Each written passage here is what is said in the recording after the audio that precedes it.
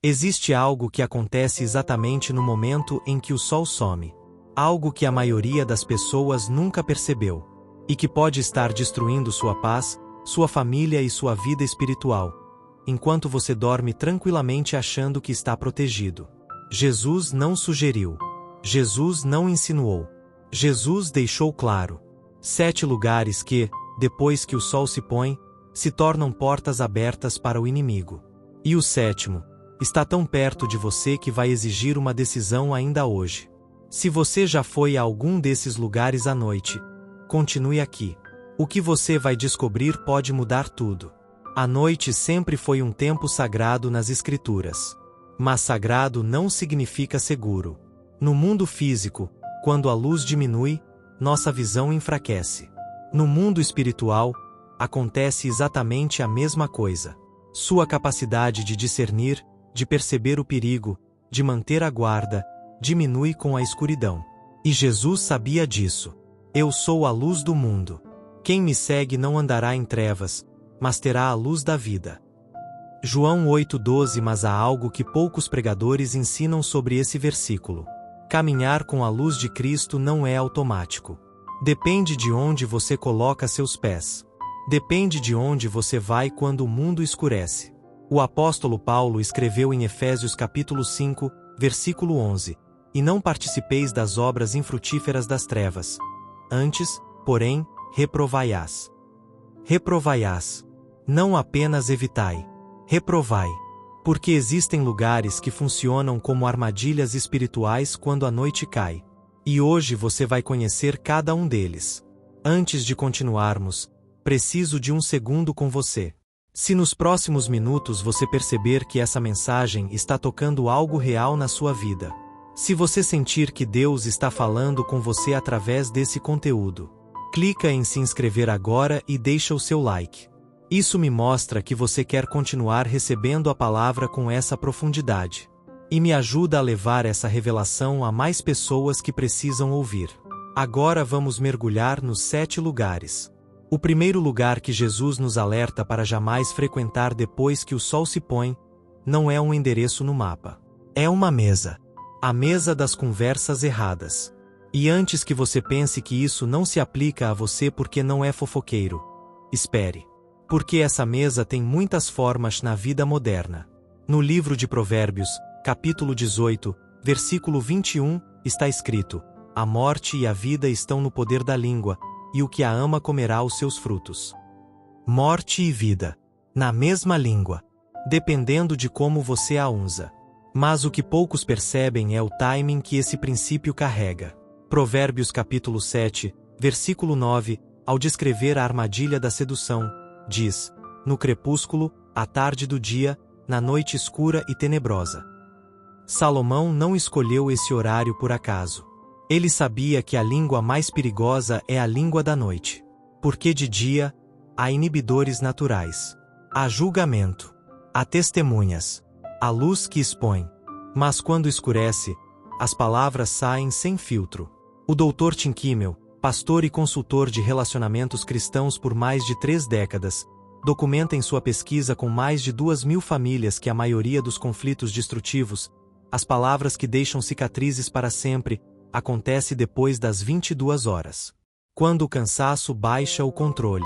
Quando a guarda cai. Quando o filtro dorme antes de você. Grupos de WhatsApp que fervem com fofoca depois da meia-noite.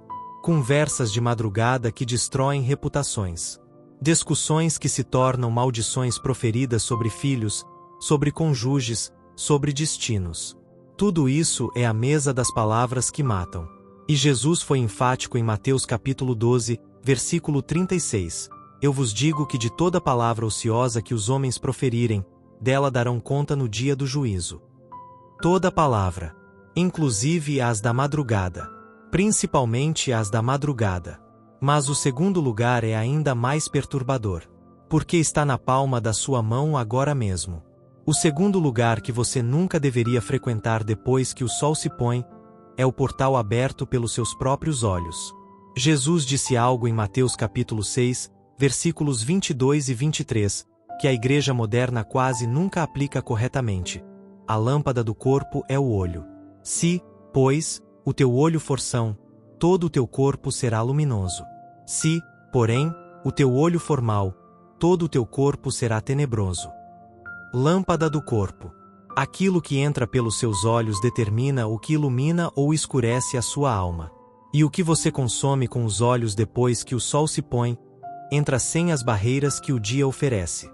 O doutor Andrew Neverg, neurocientista e pesquisador da Universidade Thomas Jefferson, publicou estudos demonstrando que o cérebro humano processa conteúdo visual de forma significativamente mais intensa durante as horas noturnas, quando os mecanismos de análise crítica estão reduzidos.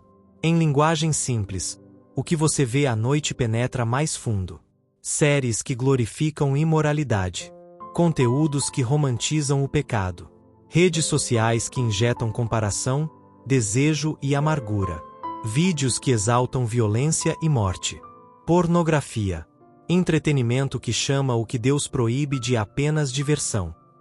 Tudo isso é um portal aberto. E no livro de Jó, capítulo 31, versículo 1, o homem mais íntegro da Bíblia revela seu segredo. Fiz uma aliança com os meus olhos, como, pois, os fixaria numa virgem. Uma aliança. Jó não dependia de força de vontade. Ele havia feito um acordo espiritual consciente sobre o que seus olhos podiam e não podiam ver. E esse acordo era especialmente crítico nas horas em que a guarda baixa.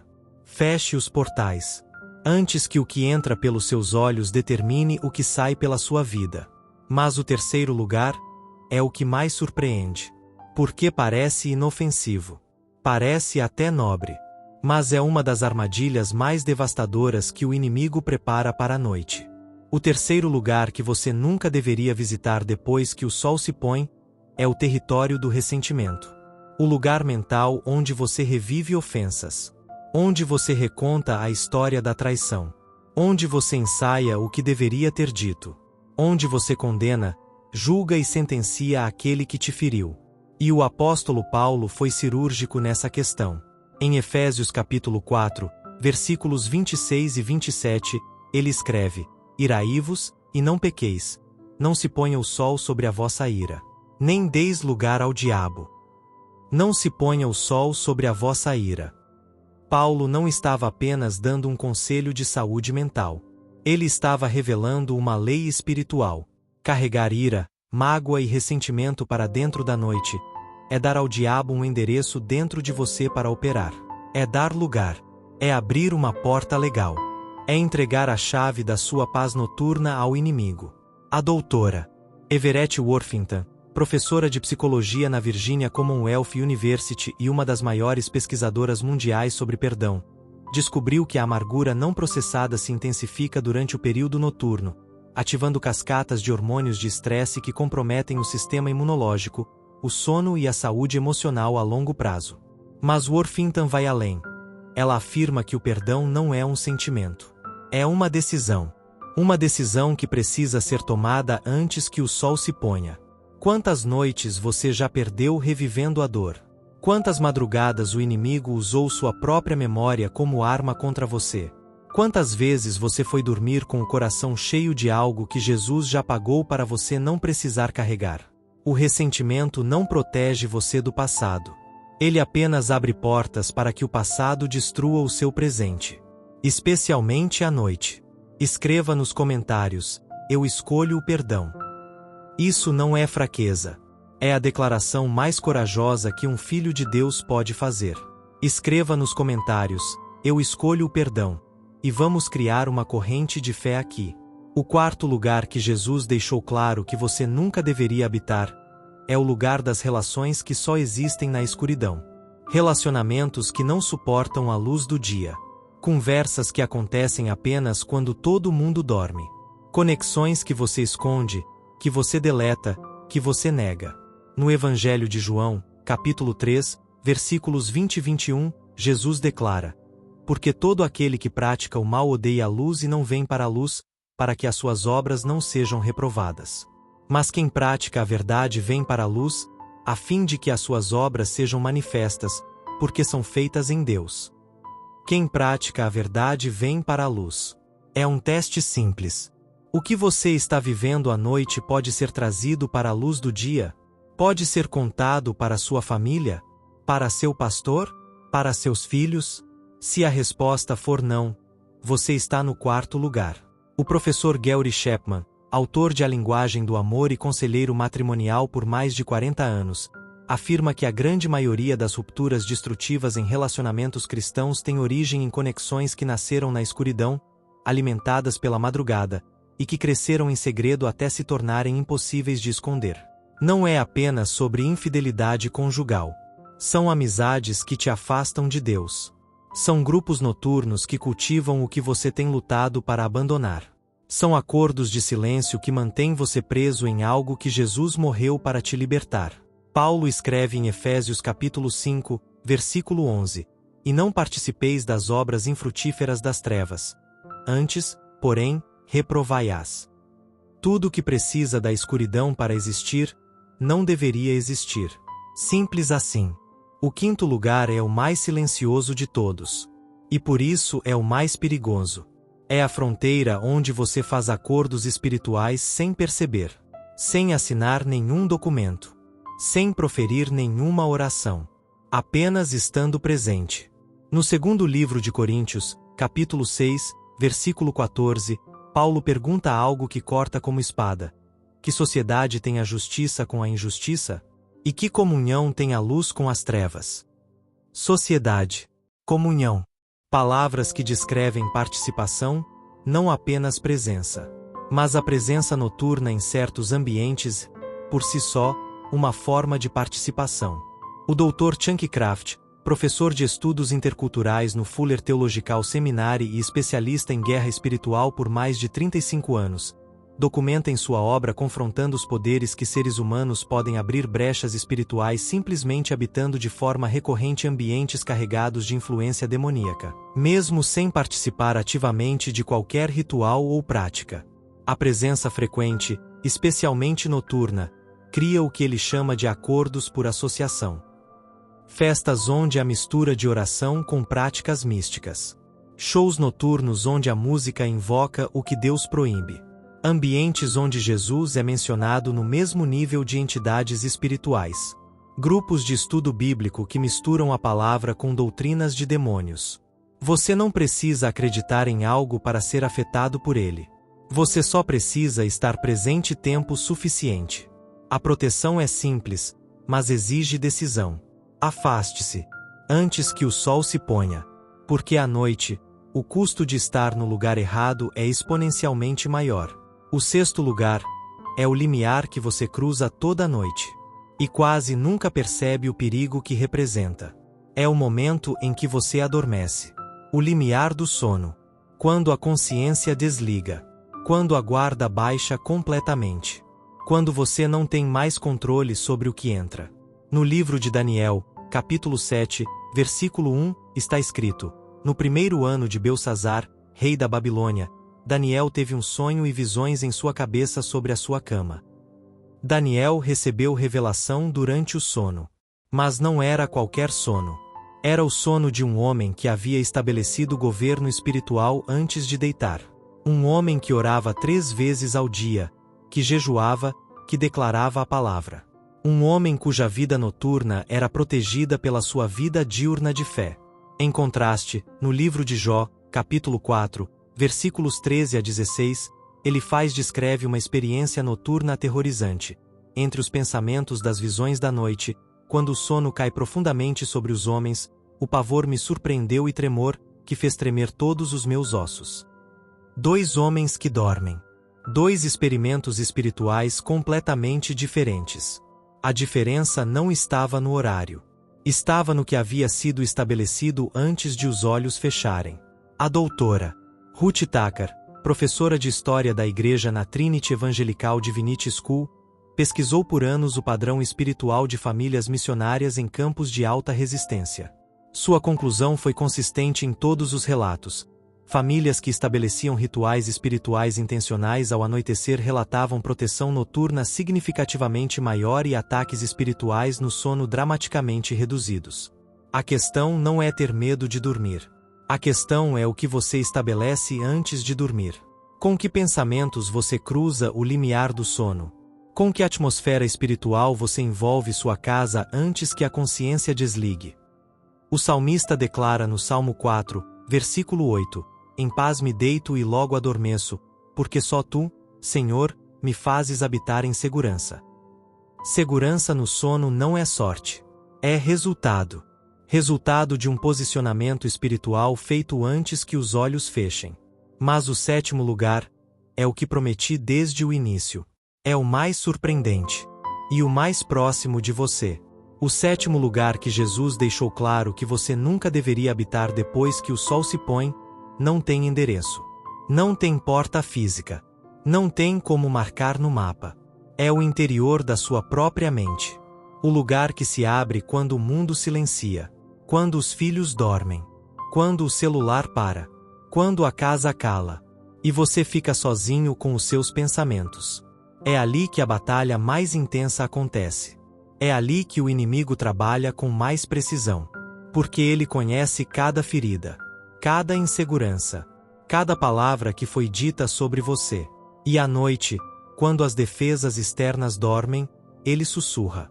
Paulo escreve em 2 Coríntios, capítulo 10, versículos 4 e 5, porque as armas da nossa milícia não são carnais, mas sim poderosas em Deus para a destruição de fortalezas, destruindo os argumentos e toda altivez que se levanta contra o conhecimento de Deus, e levando cativo todo pensamento à obediência de Cristo. Levando cativo todo pensamento, toda fortaleza, todo argumento. Você já passou por aquela madrugada onde pensamentos de desistência pareciam lógicos? Onde a voz dentro de você dizia que não vale a pena continuar?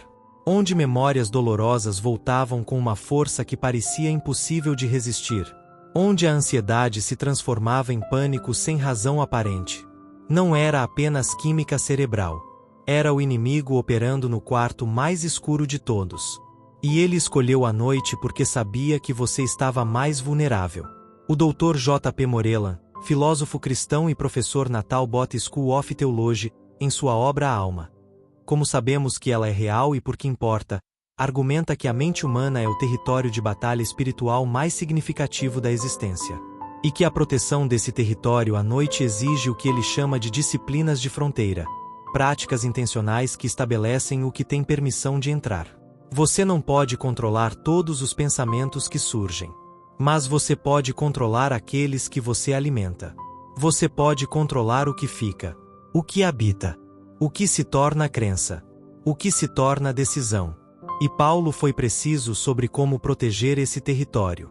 Em Filipenses capítulo 4, versículo 7, e a paz de Deus, que excede todo o entendimento, guardará os vossos corações e as vossas mentes em Cristo Jesus. Guardará. Não talvez guarde. Não provavelmente guarde. Guardará. A mente protegida pela paz de Deus é uma fortaleza. Mas essa paz não é passiva. Ela é ativada por uma decisão sua. Agora vou te dar 3 princípios práticos que vão transformar suas noites. Prepare-se para anotar. Princípio 1. Declare autoridade antes de dormir. No Evangelho de Lucas, capítulo 10, versículo 19, Jesus disse: Eis que vos dou poder para pisar serpentes e escorpiões e toda a força do inimigo, e nada vos fará dano algum. Esse poder é real, mas precisa ser exercido. Antes de dormir, ore sobre cada cômodo da sua casa. Declare que nenhuma influência das trevas tem permissão de operar ali. Declare versículos de proteção em voz alta. Não por superstição, por autoridade delegada por Cristo. Princípio 2. Cuide da atmosfera que você cultiva. No segundo livro dos Reis, capítulo 3, versículo 15, o profeta Eliseu pediu um músico. E quando o músico tocou, a presença de Deus veio. Música cria a atmosfera espiritual. O que toca na sua casa enquanto você dorme tem peso espiritual. Substitua televisão com conteúdo destrutivo por louvores suaves. Substitua silêncio vazio por declarações da palavra. Porque o Salmo 22, versículo 3 declara que Deus habita entre os louvores. E onde Deus habita, o inimigo não tem acesso. Princípio 3. Leve todo pensamento cativo antes de fechar os olhos. Filipenses capítulo 4, versículo 8, Paulo instrui: tudo o que é verdadeiro, tudo o que é honesto, tudo o que é justo, tudo o que é puro, tudo o que é amável, tudo o que é de boa fama, se há alguma virtude, e se há algum louvor, nisso pensai. Nisso pensai. É uma instrução ativa. Você não espera que pensamentos puros cheguem. Você os escolhe. Você direciona sua mente deliberadamente antes de dormir. Isso não é positivismo vazio. É obediência estratégica. É fechar todas as janelas antes que a tempestade chegue. Jesus não nos deu esses alertas para nos aprisionar. Ele nos deu para nos libertar. Para que você não precise aprender na dor o que ele já revelou na palavra. Para que suas noites sejam de descanso real. Para que sua mente seja um território protegido. Para que sua família durma sob a cobertura de Deus. O apóstolo Paulo estava na prisão física, em Filipos, quando à meia-noite, ele e Silas cantaram louvores a Deus. E a prisão tremeu. As correntes caíram. As portas se abriram. O lugar não determinou o resultado. O governo espiritual deles transformou o lugar. E é isso que você é. Você não é vítima de onde está. Você é filho de Deus com autoridade delegada por Cristo. E onde você estabelece essa autoridade, a noite perde o poder que o inimigo quer que ela tenha sobre você. Se você assistiu até aqui e percebeu que precisa de Jesus, este momento não é coincidência. Deus está chamando você. Repita comigo em oração: Senhor Jesus, eu reconheço que sou pecador e preciso de Ti. Entra no meu coração, perdoa meus pecados e me transforma. Eu te aceito como meu Salvador e Senhor. Em nome de Jesus. Amém. Se você fez essa oração, escreva "Aceitei" nos comentários. E busque uma igreja evangélica séria perto de você. Você não foi feito para caminhar sozinho. Se este vídeo tocou seu coração, se você sentiu que Deus falou com você através dessa mensagem, então não deixa isso passar. Curte este vídeo agora. Esse gesto simples ajuda essa revelação a chegar em mais pessoas que precisam ouvir. Se você ainda não se inscreveu no canal, se inscreve agora e ativa o sino. Porque aqui, toda semana, a palavra de Deus chega com profundidade, com verdade e com tudo o que você precisa para viver protegido em qualquer hora da noite. E compartilhe este vídeo com 3 pessoas que precisam ouvir isso hoje. Pense agora: quem na sua família, no seu trabalho, na sua igreja precisa dessa mensagem? Compartilhe. Isso é discipulado prático. Que o Senhor Jesus Cristo te guarde, te proteja e te abençoe de dia e de noite, hoje e sempre. Amém.